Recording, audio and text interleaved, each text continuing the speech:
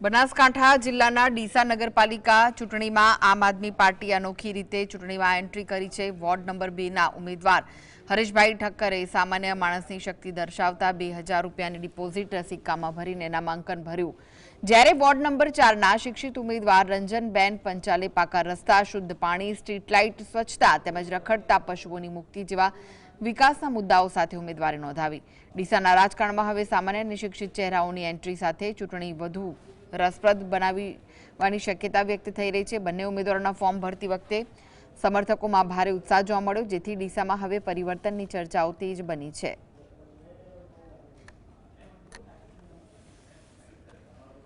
દરેક સમસ્યાનો નિકાલ, જેમ કે રખડતા પશુઓનો નિકાલ અને શિક્ષણ ક્ષેત્રે લાઇબ્રેરી અને સિનિયર સિટીઝન માટે પાર્કનું આયોજન કરેલ છે। તો આપ સૌ વોર્ડ નંબર 4માં દરેક નાગરિક આમ આદમી પાર્ટીમાં વોર્ડ નંબર 4ના દરેક પેનલને જીતાડવા મદદ કરશો।